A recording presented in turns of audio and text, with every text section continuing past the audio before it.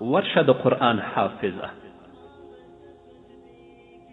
په خپله معصومه لهجه خپل رب ته شکایت وکړه.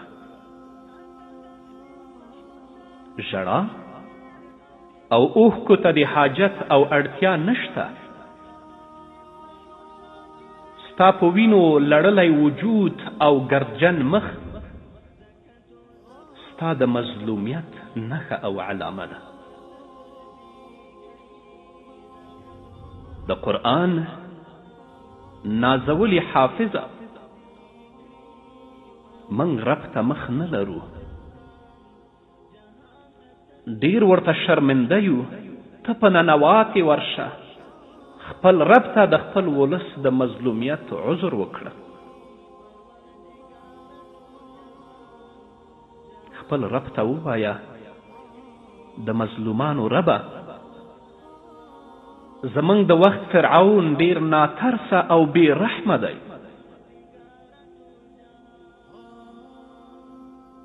د موسی علیه السلام د وخت فرعون خو به له یوې مخې وژل نه کول، ماشومان به یې وژل او ښځې به یې ژوندۍ پرېښودلې.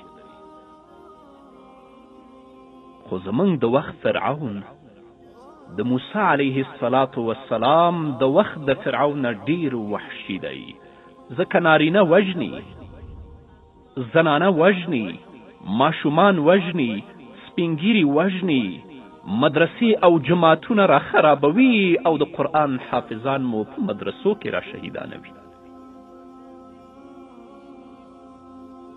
پر مؤمنانو مهربانه پروردګاره،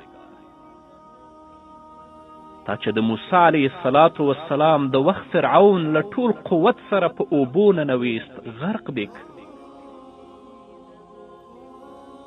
دې سرکشه ته هم نور وخت مه ورکوه. زمونږ انتقام اخیستونکی ته یې، موږ په تا نازیږو.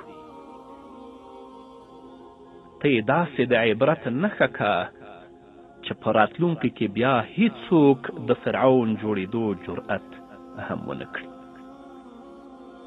ستا په قدرت کوي غرور د جزیرو بادونه، ستا په قدرت کوي غرور د جزیرو بادونه، د قهر غیږه کې طوفان درته سجدې کړي، د قهر غیږه کې طوفان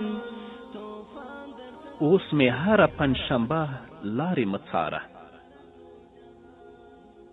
اوس مې هره پنجشنبه لارې مه څاره، اوس مې مه کړه انتظار ادکې مورې.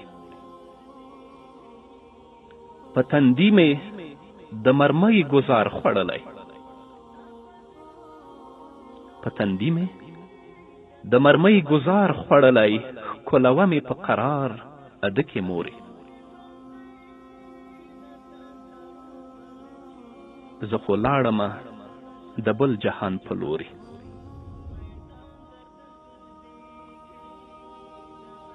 زه خو لاړمه د بل جهان په لورې. ته به چاته وایې جار ادکې مورې. سوځېدلي کتابونه مې راټول کړه، سوځېدلي کتابونه مې راټول کړه، وي در پاتې دي یادګار ادکې مورې. یادوه مې په دعا کې هیر مې نه کړې، یادوه مې په دعا کې هیر مې نه کړې، لما پاتې شو دیار ادکې مورې. الله دې د شهیدانو شهادت قبول کړي او د دوی کورنیو ته دې الله صبر جمیل ورکړي.